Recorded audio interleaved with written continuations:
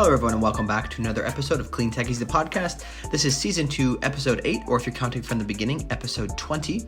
Please do subscribe to this podcast wherever you're listening or watching. If you're watching on YouTube, please tap the bell to be notified next time we release an episode. And if you're watching on or listening on Apple Podcasts, please do review the show, as it really does help us to continue to raise our distribution awareness. So just also, real quick reminder at the beginning here, this podcast is sponsored and made possible by NextWave Partners. NextWave Partners are experts in renewable energy, infrastructure, ESG, climate tech, and tech recruitment businesses, serving global markets.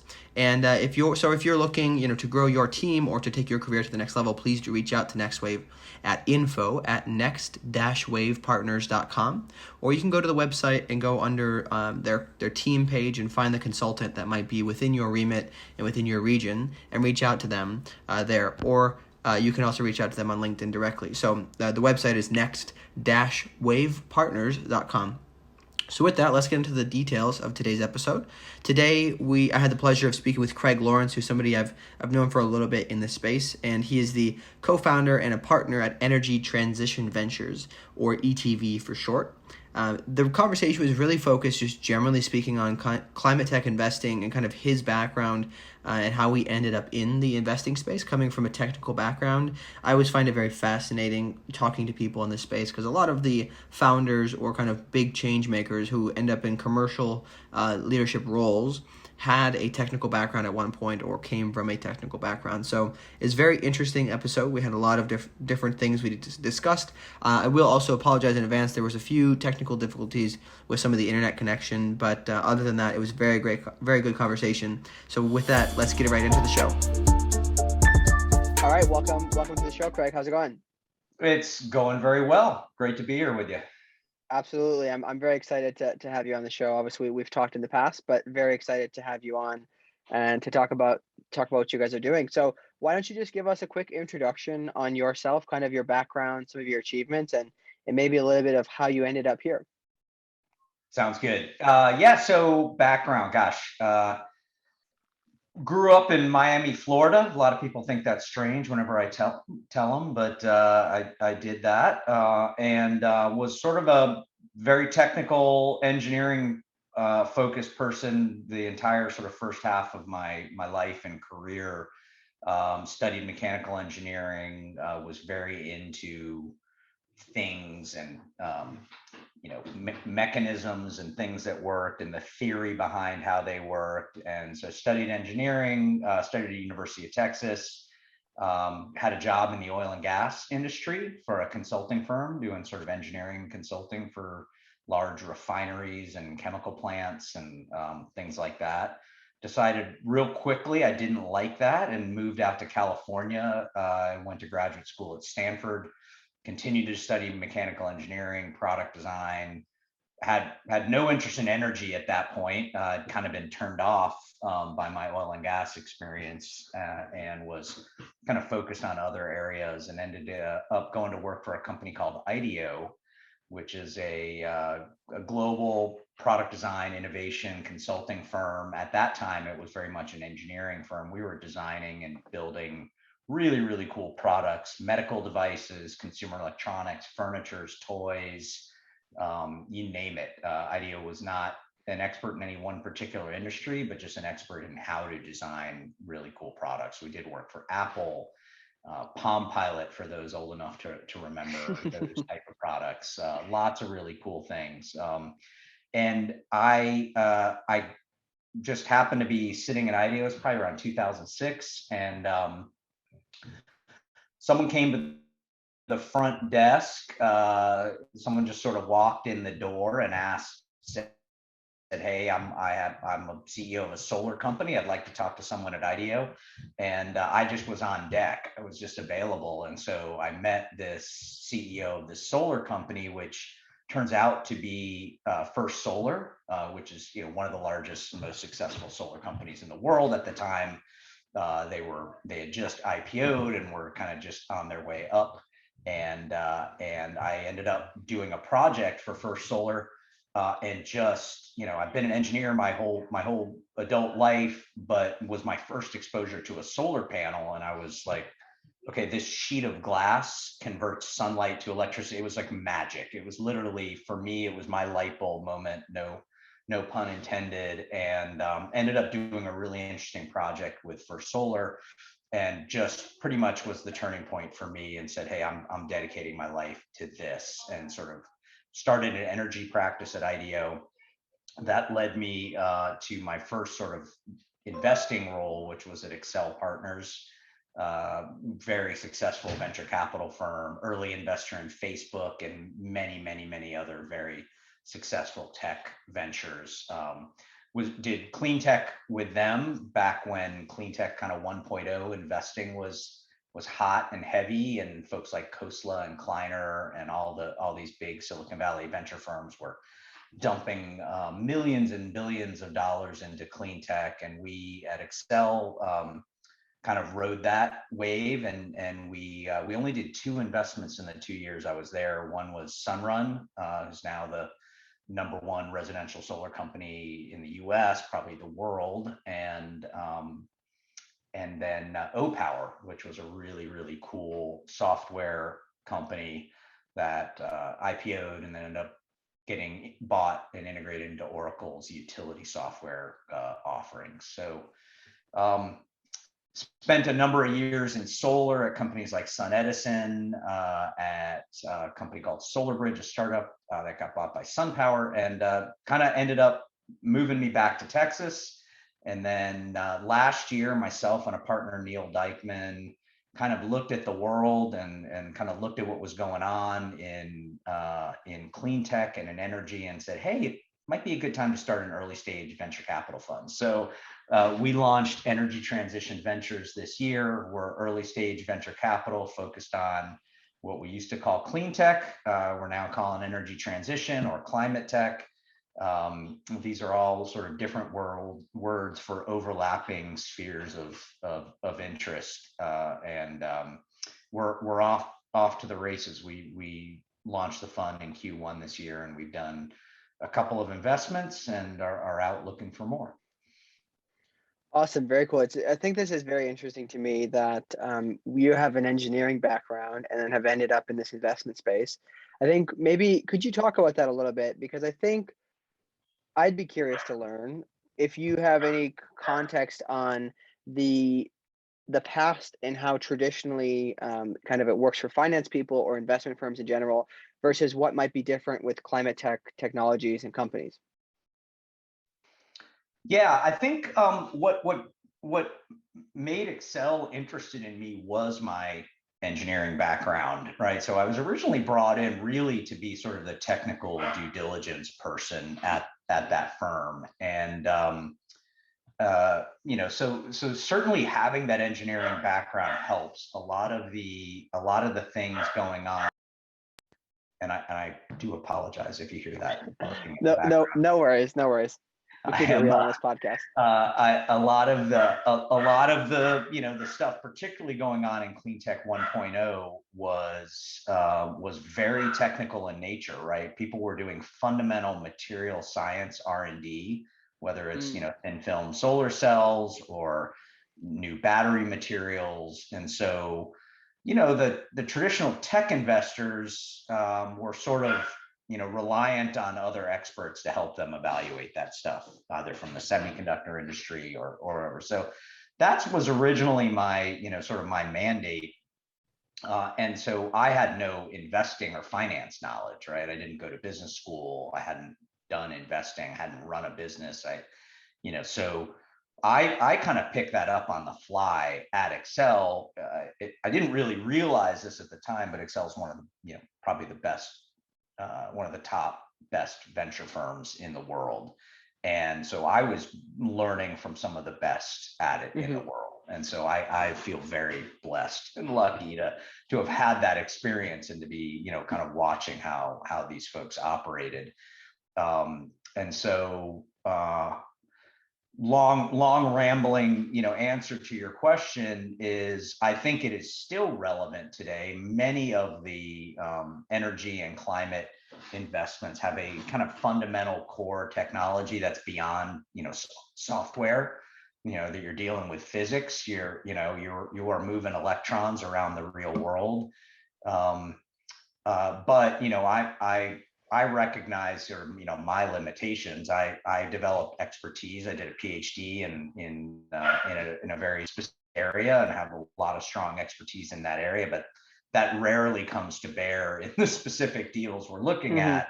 I think having an understanding of what to look for and how to look at it, and continues to benefit me to this day. But I had to pick up a whole new set of skills, and frankly, why I partnered up with my partner Neil, who's spent much more time in finance and has really focused all of his career in finance, has really been helpful for me, and as a compliment. Yeah, to me that seems like it's a pretty interesting partnership because from what I've gathered, again, I've never spent any time in the finance space on that side of things, but seeing how people invest in tech companies where it's about the team over the technology, because hey, the tech it's just code, right? They can recode it to make things different, to make it fit the needs of the customer. But with climate tech issues, it has to be good technology, right? If the technology is bad or it doesn't work, then it's entirely waste of investment. You can always, stack different people around the tech as long as the tech is good. Is that something that you'd say is consistent with what you've seen? Yeah, and I mean, there's a lot of great opportunities that really don't have a fundamental technology. I mean, I think about my past investment, Sunrun.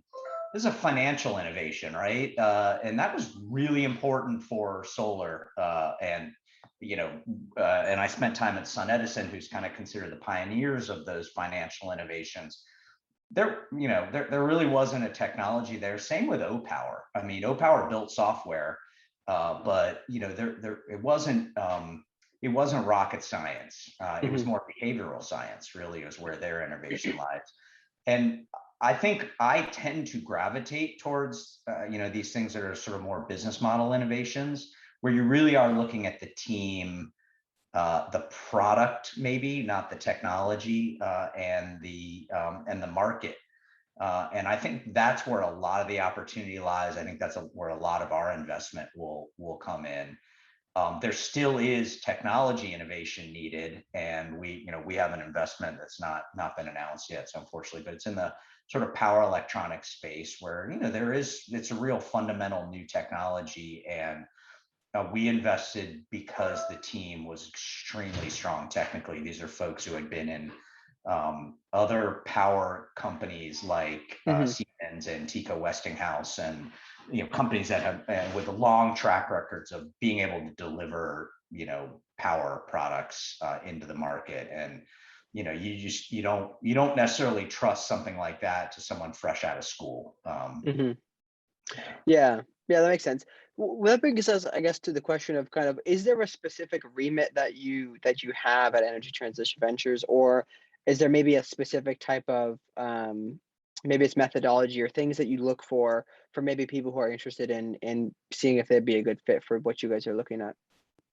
Yeah, I think our remit is simple. We're looking to back category defining companies that are either driving or benefiting from the transition of our energy economy off of fossil fuels and onto more sustainable sources. So within that remit, we are looking very broadly. From a stage standpoint, we are kind of an early stage investor. So we're looking. We will do a person with an idea. We will invest at that early of a stage, all the way through, potentially a later stage venture round, where, I think that kind of canvas, it creates pretty open environment, and I am very much, I want my funnel of the opportunities we see to be as large as possible within that remit, because frankly, you can have a thesis, you can have themes that you're focused on, but at the end of the day, you have to find compelling entrepreneurs who are building these companies and these businesses and these products, And that's really ultimately, you're looking for that person, that team that is, sort of built to be successful, whether it's in technology or marketing or sales or whatever element of it is that's most needed. And we're going to be opportunistic when those teams come around. We're going to want to back them. So, like I said, the filter is very wide open. So, I encourage anybody who kind of even comes close to that remit to reach out to us. Yeah, that makes sense. I think that that's an interesting perspective. I feel that a lot of the funds nowadays have specific themes. I'm not sure if there's maybe reasons behind that, but I think it's an interesting way to look at it, especially given your team setup, because you're able to really sort through those nicely. Um, Curious to I understand. would just add to that. I'm seeing that too. I'm seeing kind of specialty funds, like we're a hydrogen fund or we're a carbon capture fund. And from my perspective, I think that was too narrow. We thought about that, but our feeling, and just based on my experience, sort of during the last wave of clean tech, is there weren't a ton of very successful outcomes, right? And I'm not sure this time will be that different. I think there will be more. But I think you got to have a wide enough net to catch all those successful companies. I think we didn't want to go too narrow. I think energy is narrow enough for us. Yeah, I think that makes sense. I think that you obviously have to diversify what you're doing in order to continue being successful, right? Because this is something, maybe you could talk about this. Having been through maybe, what we call CleanTech 1.0, could you talk about the mentality that had kind of developed? Because my understanding is that it was kind of people were like, oh, we don't want to touch that anymore because a lot of people lost their investment. Is that the case? Did people come around to that? Or is it the case that a lot of these investments just didn't have time to mature? So I think the failure, the failures of CleanTech 1.0, and by the way, I don't think there's a lot of analysis, sort of after the fact analysis, looking back at the returns, and it's not as clear cut as you think to be like, oh, that was a failure. I mean, Tesla alone, is such a hugely valuable company that it drives the overall returns for the whole sector. So, if you were in a few of the good companies, you actually could have done very well. But I think the mistake that was made, the mistakes that were made in CleanTech 1.0 are pretty simple to understand. And it was, go back to 2000, I don't know, whenever you think this CleanTech 1.0 started, 2005, 2007, 2008, it peaked somewhere in that sort of 2005 to 2011, 12 timeframe in terms of dollars invested. And what was going on back then? Well, solar was kind of new, wind was a little more mature, but still kind of new, batteries were kind of new, EVs were kind of new. And what did they all have in common?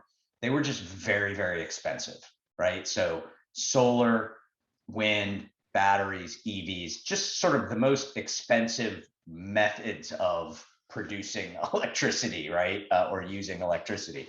And so, but everyone saw promise, and there were some subsidies that sort of helped some of these things get to market, and there were some mandates and feed-in tariffs, and these markets were growing, and they were clearly pointing to a very, very large opportunity.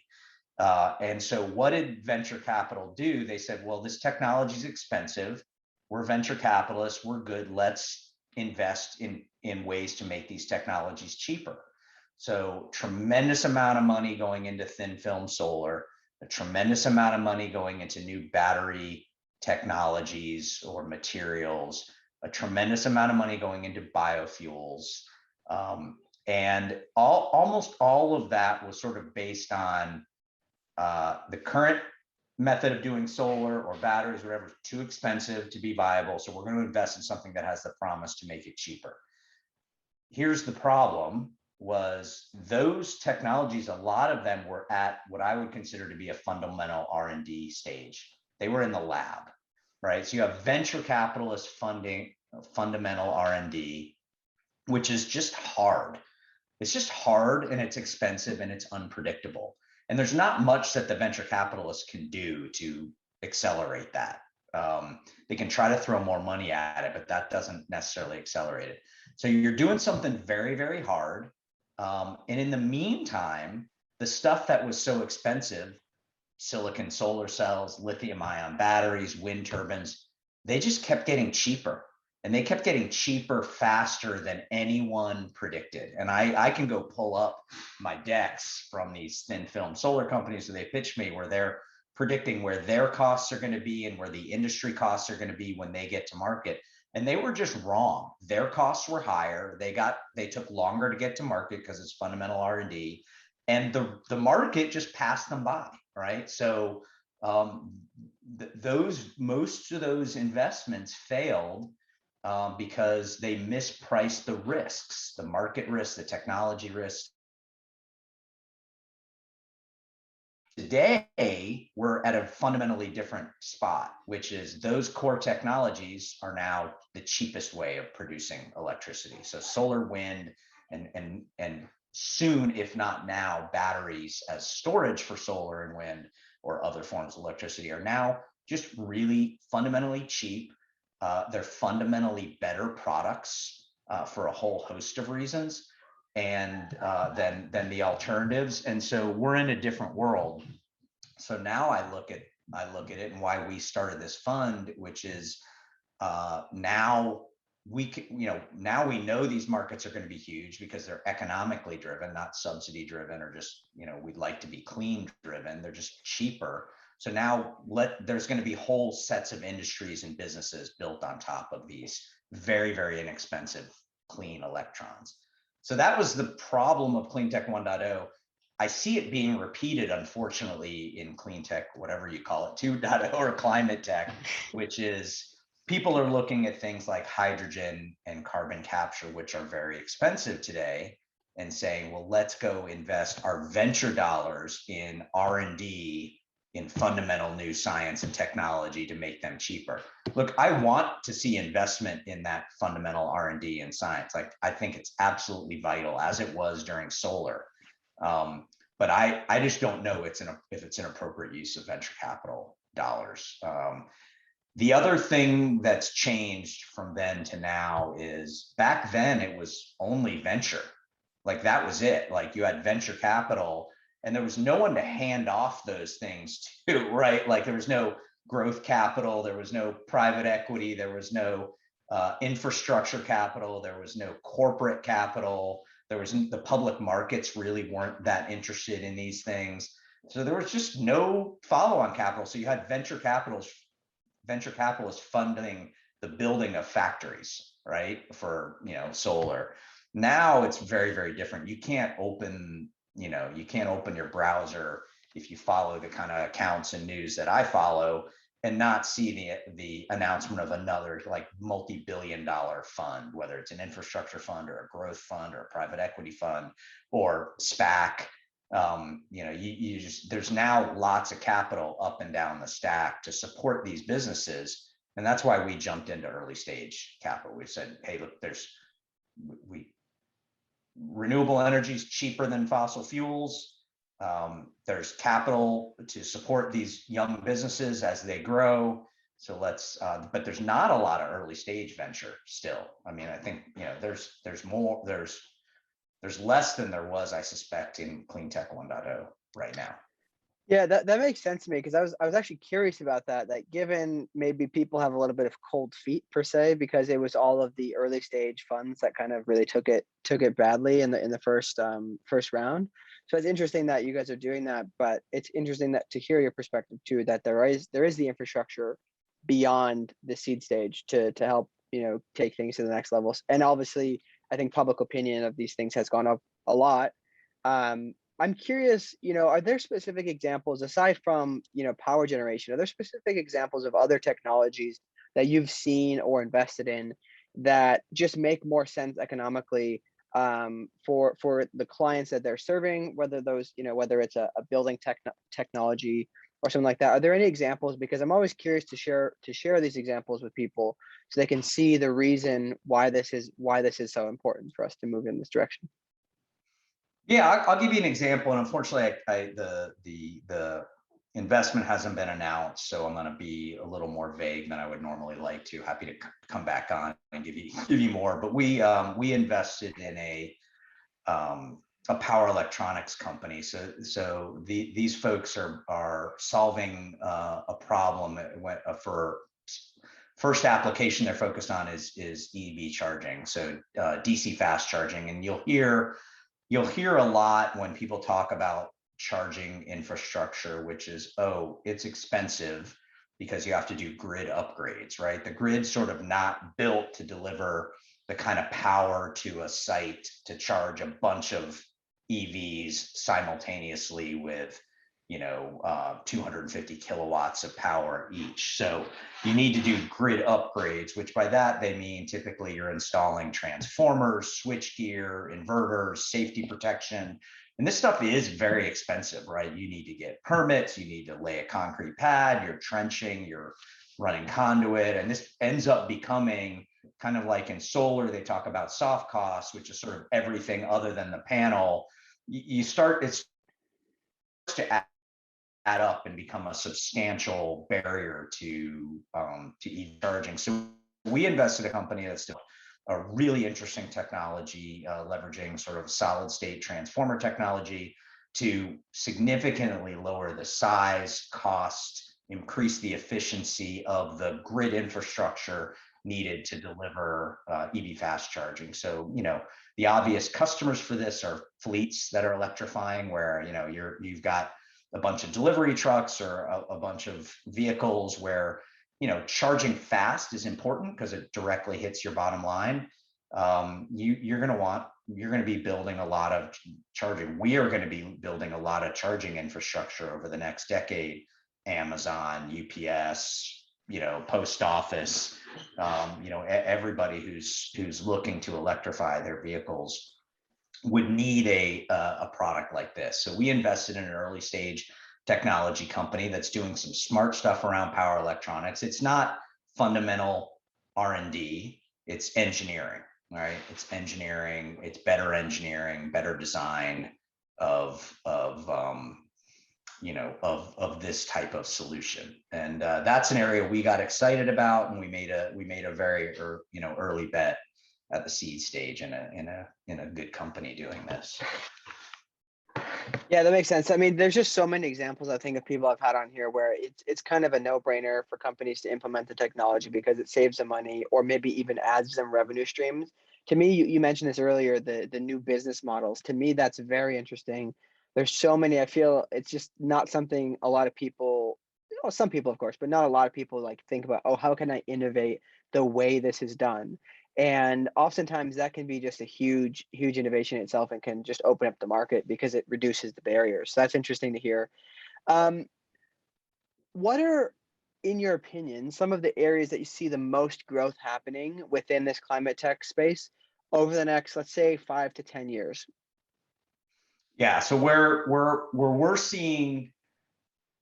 I'm seeing growth, I think energy storage is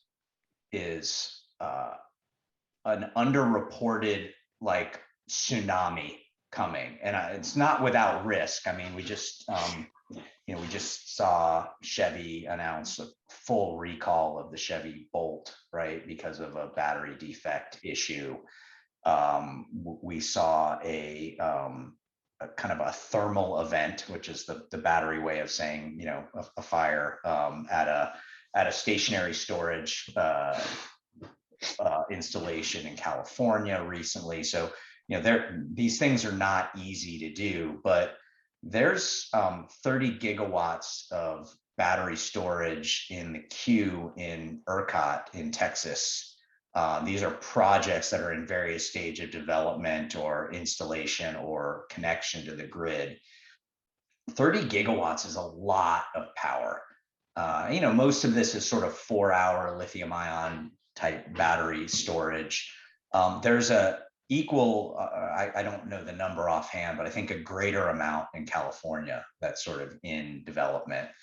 And I mean, there is no better power device on the grid than a battery. It is just super flexible, highly controllable, fast, dynamic, multi-use, really, really powerful thing to have on the grid. And the cool thing about it is it's scalable, right? You could have an individual small battery system in a home to a large utility scale multi-gigawatt, multi-megawatt, tens of megawatts installation.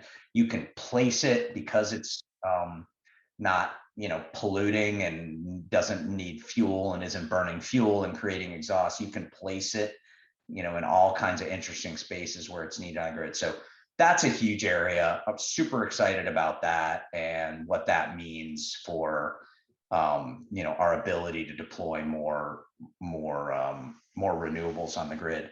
And then electric vehicles. I mean, again, I think that's a tsunami coming. I think it's fits and starts. The change in tone I've heard from the auto manufacturers from a decade ago when I talked to a Volkswagen executive who said, why would we do electric vehicles when we have diesel? Like diesel is so much more efficient, right? Or why would we do hybrids when we have diesel? Diesel's so much more efficient. So and now it's like they basically saying they're going to phase out fossil fuel engines and at some point and be all electric. So that's super exciting. And then this is where it all intersects, which is I'm on the waiting list for electric Ford F-150, right? And the reason I am is not because I want a truck. I've never had a truck in my life, but because they're the first company that's really promoted the vehicle to grid concept. And I live in Austin. I was out of power for a week earlier this year when we had the massive snow apocalypse here and froze out our grid. And I had no backup. Right here I am, and I've been in this industry for 15 years. I got solar on my roof, but it's grid tied solar. I had no backup, so I'm getting that F-150. It's got 100 watt-hour battery that can back my house up for a week. That literally can back my house up for a week, and I think that's just a game changer. That's just an absolute game changer. Yeah, I think that's an interesting one, especially because I mean, from where I'm from a rural area in Wisconsin, and typically you maybe the lower on the progressive end of things for new technologies per se. And having conversations with my dad about, hey, if you get a truck, like here's the benefits of what you could get in an electric truck, right? For example, so that's interesting to see.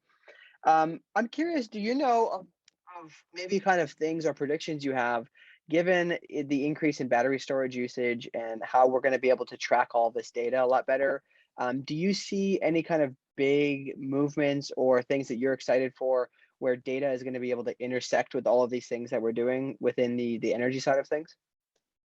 Yeah, definitely. And I think there's so many cool, innovative companies who are sort of launching around. This is what I get excited about. I think whether it's the tech world or the energy world, I'm looking for sort of ecosystems forming, right? And in solar and in silicon solar, that there's these huge ecosystems from the supply chain downstream to developers and installers, and then technology companies that are trying to make these things work better, addressing soft costs. And I'm seeing the same thing in the battery world, right? Everything from really cool companies that are working on, sort of testing and battery health and diagnostics, right? So that you can track battery performance either, from the factory through to into the car or into the stationary storage system. And so much data being collected on these things to help feedback and improve the product and the manufacturing, to people focused on like second life use for batteries, right? So people figuring out how to take these batteries, for a car when a battery's at 80% capacity, you might not, might be kind of done for the car, right? Your range is diminished, your performance might be diminished, but it's been paid for and amortized and depreciated, and so to go stick that into a stationary storage system where maybe size isn't that important, and the fact that it's 70, 80, 60% capacity, still perfectly usable. And so I see so many different pieces, and then even everything like there's companies that are like, developing, software and APIs to monitor and control EVs, and to basically, assess the value of the car, and again, you tie it back to the vehicle to grid, where the car becomes a resource for the grid, right? And then there's how you're going to orchestrate and control all that. And people have been talking about this for decades, and it's like just starting to happen, right? The place, there were a lot of companies trying to do this back when I was at Excel. There was a company doing vehicle to grid. There were no electric cars hardly, right? There was no Tesla, and hardly any cars that could do that. They were just too early with that idea, right? It's still maybe a little too early, right? Still, Ford and Nissan, I think, are the only companies that have even made sort of that capability available, and Tesla hasn't yet, even, right? And they've got the most EVs on the road. You can't back up your home with your Tesla. There are a lot of people who have a Tesla sitting in their garage with 100 kilowatt hour battery, 90 kilowatt hour battery, but they 13, 14 kilowatt hours to back up their house with that fully charged EV sitting there, in the garage unused. Yeah, that's interesting. I mean, if once this is implemented, I never actually thought about that concept, but if once it's implemented, the power outages that you guys experienced in Texas, for example, if enough people kind of had this ability to just plug into their truck, for example, it would have probably saved a lot of headache for a lot of people and a lot of pain and suffering. This is an interesting concept. That's a new one for me. What about your journey, whether it's your entire career or maybe specifically so far with ETV? What have been kind of the biggest surprises to you, the things that you just did not expect?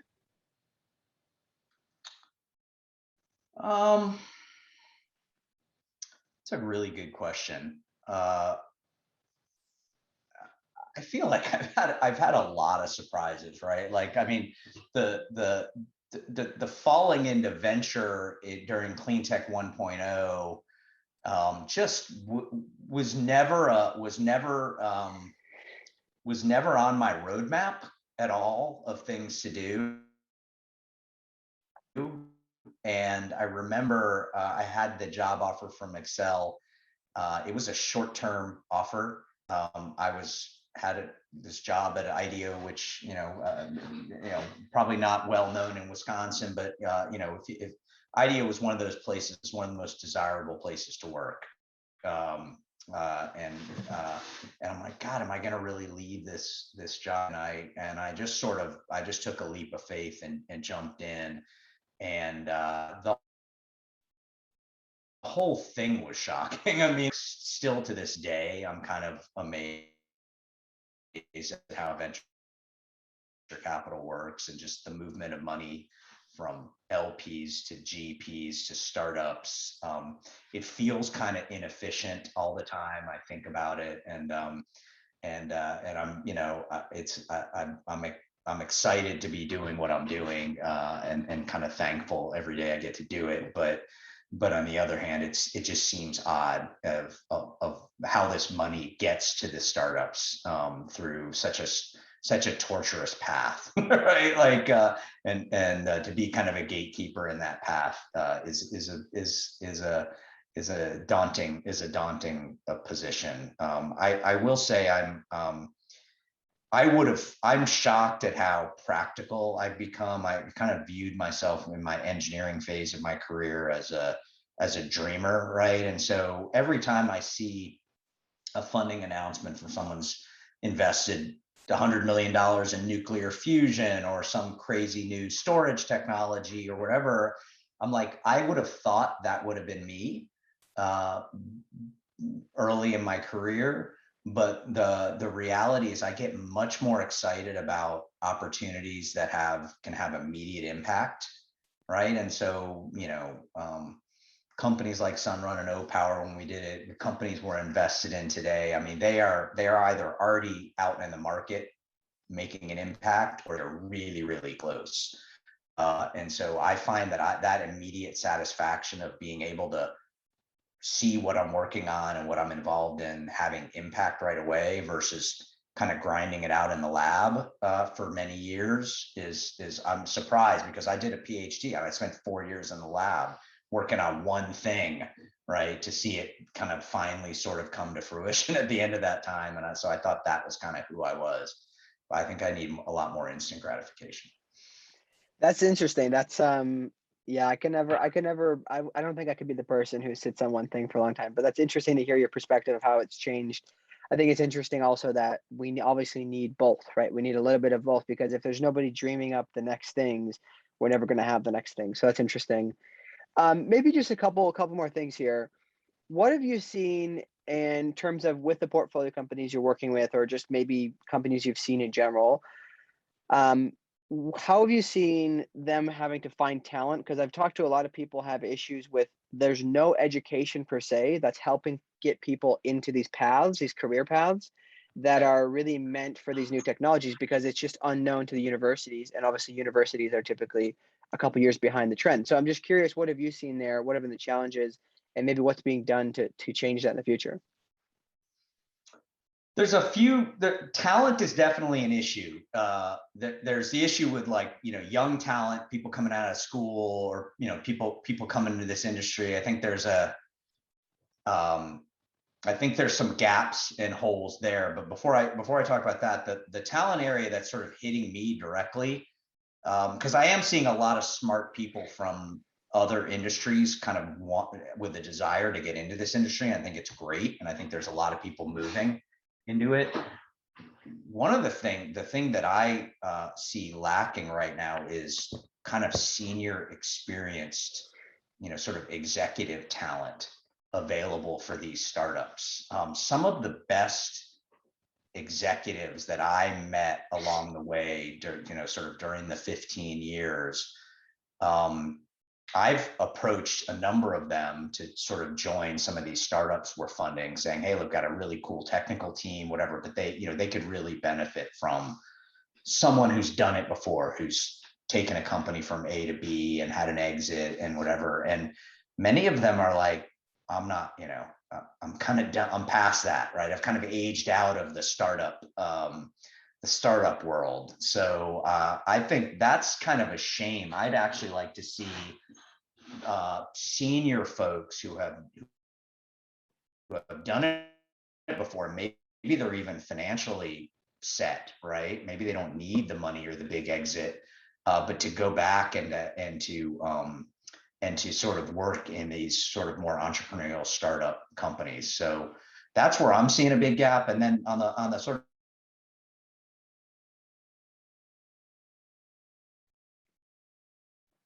that are trying to train people both in entrepreneurship and in climate. So I think that's pretty healthy, actually. I think that there's a lot of that going on. Universities are creating climate programs, degrees, entrepreneurship, and I'm pretty bullish on all that stuff that's happening there. Yeah, that's interesting to hear, because I've heard different things depending on how crazy the technology is, that it's just tough to find people because the engineers are looking for that have the correct motivations and everything. Maybe they were headed in a different path and they have to be convinced to change that path because it's just new technology. So that's interesting to hear. Maybe one other thing kind of along this line is, as a lot of these technologies transition, we're obviously going to be replacing some of our existing infrastructure or just the way we do things. What do you see as happening to the current workforce? And are there any things that you're seeing that's being done to help kind of get that workforce up to run into this new technology? So that way there's not really so much of a gap, because this is a big concern from a lot of rural areas. Like people have kind of, typical blue collar jobs, and they're like, hey, how are we going to be involved in this transition? We don't want to be out of work.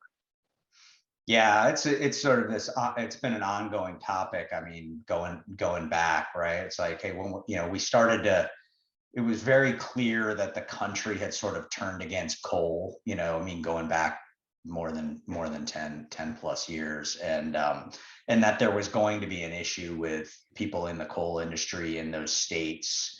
And I don't think we did a good job of sort of creating opportunities, because frankly, those states aren't where the opportunities were in renewables, really, right? Like, West Virginia and some of those places in Pennsylvania really weren't big renewables states, right? That was going on in California and Massachusetts. And so, are you really going to up? And a lot of this stuff is you got to be there, right? This isn't remote work kind of work. It's like I'm turning a wrench, or I'm digging a trench, right? Like, so I think it's interesting now that places like Texas have become a renewable development stronghold. I mean, solar, wind, and storage. Texas is one of the biggest states.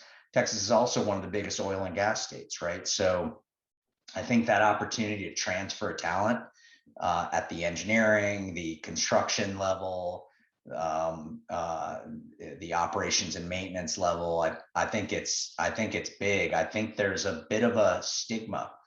We're a little bit, the sort of new energy people are a little bit dismissive of the old energy people. I think that's horrible. I think that the energy industry, the oil and gas industry, those folks are the original risk takers, the original entrepreneurs in this country, really. I mean, like these are people taking risks on business technology development, and they're also smart, right? From everywhere, from the technical and the blue collar, all the way up to the finance people and private equity people. I mean, these folks are smart, they're sophisticated, would love to have their energy turned towards this renewable build out that we're encouraging here. And I don't have that answer. I don't know how much of it's happening. I just do know that that there's been some dismissiveness that I think is a shame. Yeah, that makes a lot of sense to me. I think it was back shortly after the ERCOT disaster that I stumbled into a clubhouse room, and I just heard, I thought it was a renewable energy clubhouse room, but it turned out to be mostly oil and gas folks. And it was interesting to hear their perspective on how they felt like people on our side of things, if you want to say it, our side per se, were just really like just dismissive, or just kind of like didn't care to bring them in, because I think that's a good point you mentioned, that they were the first innovators. So I think that maybe people listening, if maybe check your LinkedIn comments, how are you sharing this, because this is obviously, they do have talent. We need to be aware of bringing those people in, and maybe for hiring managers, I've seen this as a recruiter too, that hiring managers tend to be like, hey, I only want people who already have the experience, whereas who knows, maybe sometimes it's going to be better off to have somebody who has the context from the other types of roles. But awesome. This has been great. I think we're out of time now. Just curious if you have any final thoughts that you wanted to wrap up with. Yeah, I would say this. I'm as optimistic as I've ever been. Like I said, I got excited back when all this stuff was a pipe dream, really. I mean, it was a heavily subsidized, expensive experiment, putting solar on people's roofs or on buildings or in solar farms and building wind turbines. And I just, I don't know how it seems to the rest of the world, because I can only, know my perspective, but it has come so far so fast. And I think it's underreported, right? Like, I think a lot of the conventional wisdom is still what is talked about, right? And we talked about the sort of, potential animosity between the traditional energy, oil and gas world and the new energy world. I live it. I'm very active on Twitter, at C Lawrence, if anyone wants to find me. And I'm in these communities. There's these very strong communities of oil and gas folks that I've stumbled into. And I find myself in, anything from polite discussions to Twitter wars over, over renewables. But like that, those people, and I think they are reflective of the broader population, have some notions about renewable energy, wind, solar, batteries, that is 10 years plus out of date. And 10 years ago, it was true, and it's not today. And I think there's an education process. The media, we are all responsible for helping people understand that it's not your 2010 solar and wind industry. It's a whole different ballgame now. And so I'm super excited about where we are. In my mind, it's very clear. It's all going to change. We are going to transition off fossil fuels. I know it's going to be faster than people are projecting. I don't know how fast. I think a lot depends on what we all do, right? The investments we all make in people, in technology, in products, in policy, that are going to make the difference. So I will wake up every day kind of excited and just try to do my part. Awesome. Very good. Well, I'm glad to hear the excitement from somebody who kind of is holding the purse strings and can see it from that level. So very good. Well, I appreciate you coming on the show, Craig. We'll have to have you on in the future, especially as you announce more investments and as we see this energy transition take place. Yeah, we'd love to be back on. You should definitely grab my partner Neil too. He's a fun character to have on these things. So awesome. Thanks so much, Craig. Cheers. All right. Thanks so much for joining us on today's episode. Really hope you enjoyed this conversation with Craig. I really enjoy speaking with him every time I do get the chance to connect with him. So again, hope you found a lot of value. Please do share your thoughts on what you thought of the podcast, any questions you'd like asked in further episodes. I will have a number of other financial professionals in the space in the near future. So feel free to reach out to me on Twitter at Silas Maynor or join the Slack channel, which the link is in the description. And you can Slack me. I'm pretty good about getting back to people there as well. You can also connect to me on LinkedIn. So many ways to reach me. I'm always glad to take your questions and try to add them into the conversation next time. As always, we do ask you that you share this with a friend of yours. So if there's anybody who might find this topic interesting, please share it with them, as we need to spread the word about what's happening. And please also consider subscribing to the newsletter, which comes out the 27th of every month. And as I mentioned before, do join the Slack channel if you're interested in kind of participating in the space a little bit more, meeting other professionals, or just learning in general. And then finally, you can support the show by going to Buy Me a Coffee link in the description. It's buymeacoffee.com/Silas Maynor. And with that, we will see you next time on the podcast.